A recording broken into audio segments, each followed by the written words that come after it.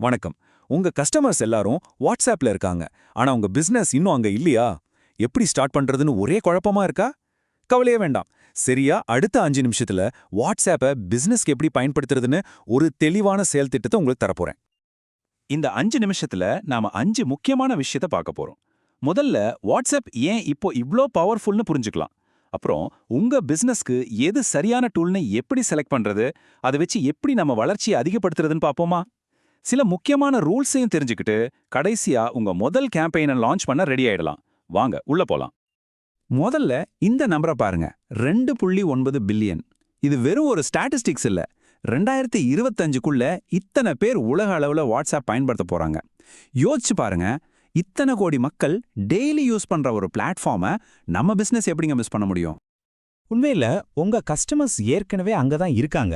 அவங்க friends, family கூட தினமும் பேசுற அதே இடத்துல. நீங்க அவங்கள அங்க போய் சந்திக்க ரெடியா? சரி, நம்ம முதல் செக்ஷனுக்குள்ள போலாம். வாட்ஸ்அப் இப்போ ஏன் இவ்ளோ முக்கியம்? இது சும்மா இன்னொரு மெசேஜிங் ஆப் கிடையாது. இது உங்க கஸ்டமர்ஸ் கூட ஒரு பர்சனல், நேரடியான கனெக்ஷனை உருவாக்குறதுக்கான ஒரு சூப்பரான இடம். யோசிச்சு பாருங்க, நாம் அனுப்புற இமெயில்ஸை நிறைய பேர் திறக்கிறதே இல்ல. சோஷியல் மீடியா போஸ்ட்ஸ் எல்லாம் கூட்டத்துல காணாம போயிடுது. ஆனா வாட்ஸ்அப் மக்கள் ஒரு நாளைக்கு பல தடவை செக் பண்றாங்க.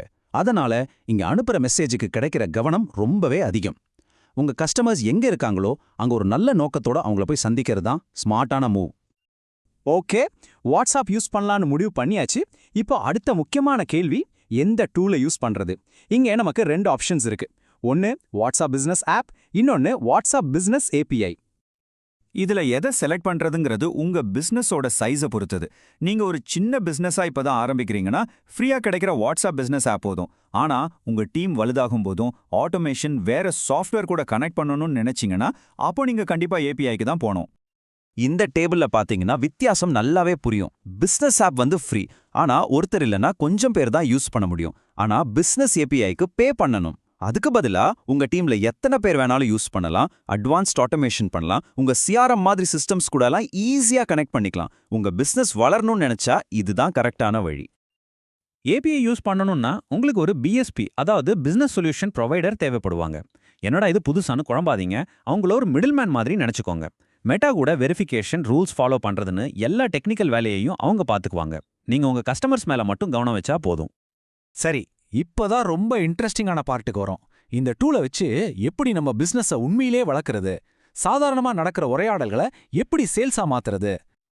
இங்க ஒரு 5 சூப்பரான வழிகள் இருக்கு. ஒன்னு, யாராச்சும் உங்க வெப்சைட்ல கார்ட்ல பொருளை போட்டுட்டு வாங்காம போயிட்டாங்களா, அவங்களுக்கு ஆட்டோமேட்டிக்கா ஒரு ரிமைண்டர் அனுப்பலாம். 2வது, புதுசா வர ப்ராடக்ட்ஸை அனௌன்ஸ் பண்ணலாம். 3வது, ஒருத்தர் பொருள் வாங்குறதுக்கு அப்புறம் அவங்களுக்கு சப்போர்ட் கொடுக்கலாம். 4வது, அப்பாயின்மெண்ட்ஸ் புக் பண்ணலாம். 5வது, உங்ககிட்ட ஏற்கனவே வாங்கினவங்களை திரும்பவும் என்கேஜ் பண்ணலாம். சும்மா மெசேஜ் அனுப்புறதை விட ஒரு கஸ்டமரோட பயணத்தை மனசுல வச்சுக்கிட்டு ஒவ்வொரு ஸ்டேஜுக்கும் ஏத்த மாதிரி மெசேஜ் அனுப்பணும். இதைத்தான் வாட்ஸ்அப் ஃபனல்னு சொல்றோம். முதல்ல ஒரு வெல்கம் மெசேஜ், அப்புறம் நம்ம ப்ராடக்ட் பத்தி கொஞ்சம் விளக்கம், அதுக்கப்புறம் ஒரு ஆஃபர் கொடுத்து வாங்க வைக்கிறது, கடைசியா வாங்கினதுக்கு நன்றி சொல்றது. இப்படி பண்ணும்போது அவங்களுக்கு ஒரு முழுமையான நல்ல அனுபவம் கிடைக்கும். உதாரணத்துக்கு, யாராச்சும் உங்க வெப்சைட்ல சைன் அப் பண்ண உடனே, ஹாய், சைன் அப் பண்ணதுக்கு நன்றி, ஏதாவது ஸ்பெசிஃபிக்கா தேடுறீங்களா, நான் ஹெல்ப் பண்ணட்டுமா, நான் ஒரு மெசேஜ் அனுப்பலாம். பாருங்க, இது வெறும் விளம்பரம் மாதிரி இல்ல, ஒரு உரையாடல ஆரம்பிச்சு வைக்குது. இது பாருங்க, இதுதான் டைரக்டா சேல்ஸை இன்க்ரீஸ் பண்ற ஒரு பவர்ஃபுல் மெசேஜ். உங்க கார்ட்ல பொருள் இன்னும் வெயிட் பண்ணுது, கார்ட் 10 கோட் யூஸ் பண்ணி 10% டிஸ்கவுண்ட்ல ஆர்டரை முடிங்கன்னு அனுப்பும்போது மிஸ் ஆன சேல்ஸை திரும்ப பிடிக்கிறதுக்கான சான்ஸ் ரொம்ப ரொம்ப அதிகம். சூப்பர். இப்போ அடுத்த முக்கியமான விஷயத்துக்கு வருவோம். இவ்ளோ பவர்ஃபுல்லான ஒரு டூலை யூஸ் பண்ணும்போது நாம சில ரூல்ஸை கண்டிப்பா ஃபாலோ பண்ணணும். அப்பதான் நம்ம பிராண்டோட நல்ல பேர் கெடாம இருக்கும். இதுல சில பேசிக் ரூல்ஸ் இருக்கு.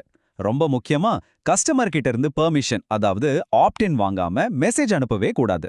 அவங்க எப்ப வேணாலும் நம்ம மெசேஜ் லிஸ்ட்ல இருந்து விலகிக்கிற மாதிரி ஸ்டாப்னு டைப் பண்ணா போதுங்கிற ஈஸியான வழியையும் கொடுக்கணும். அடிக்கடி மெசேஜ் அனுப்பி அவங்கள தொந்தரவு பண்ணாம தேவையான விஷயத்த மட்டும் அனுப்பினா போதும். இதுதான் அவங்க நம்பிக்கையை சம்பாதிக்கிறதுக்கான வழி.